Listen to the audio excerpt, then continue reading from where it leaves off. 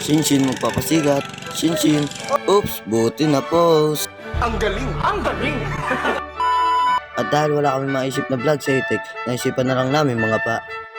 At habang kami ay papunta sa aming karoroonan, baka sa mukha nilang labis na kasiyahan. At napakaganda talaga ng view dito guys. Pagpunta ka dito hindi ka magsisisi.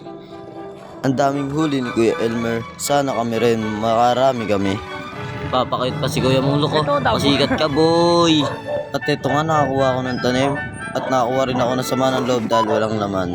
Shinshin nakahuli. Shinshin nakahuli. Shinshin nakahuli. Kinagat pa nga. Pasikat ka boy! At nakakuha pa nga dito si Cabral ng tukod ni Imaw. Sinaunang tukod sa Encantadia. Ang kwento kasi niyan guys, si Imaw at si Cabral ay magkapatid. At tinugod sila ng Hatoria. Kaya napunta si Cabral sa mundo ng mga tao. Napakalupit talaga manghuli ng kapatid ni Imaw. May kagat-kagat pa yung partida.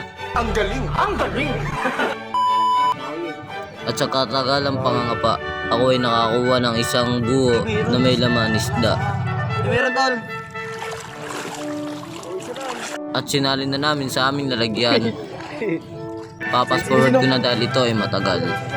At unti pa lang ang aming huling isda sa katagalan namin pangangapa dahil inuna namin ang aming kaulusan. At dito nga sama-sama kami mga pa at malupit talaga ang kapatid ni Imaw dahil nakakuha na naman ng isda. Ganyan talaga pag sinanay sa Encantadia, hindi sa mundo ng mga tao. At unti pa lang ang aming huli, ramdam na namin ang aming pagod. At dito nga habang na-enjoy namin ang aming pangangapa, enjoy na enjoy talaga. Ngayon naman si Alpi makakahuli. Alpi ngayon makakahuli. Alpi ngayon makakahuli. Wow! Naman! Dito nga habang kami ay mga nangangapa at wala pa rin kami mahuli-huling isda. At dito ngayon, Alpi ngayon magpo-post. Alpi ngayon magpo-post. Pasikat ka boy! Dahil unti ang aming huli sa pangangapa. At habang kami ay nakatingin sa magandang view na to, kami ay nag-iisip ng ibang paraan upang makakuha ng pagkain. At sa katagalan namin pag-isip, kami ay nakaisip, meron pala kami nun, ang aming naisip ay ang pandulukan. Sayang lang at ito lang ang video na aming nakuhanan sa pandulukan. Di namin nabidyoan ng ibang aming nagawa. Kaya biglang makakat ang video, pauwi na rin kami neto at ito ang aming nakuha sa pandulukan.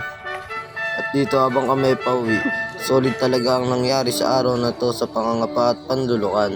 Na-enjoy talaga namin ang araw na to. At dito nga nasayang na namin ang 3 minutes ng buhay nyo. Bye guys! I love you all!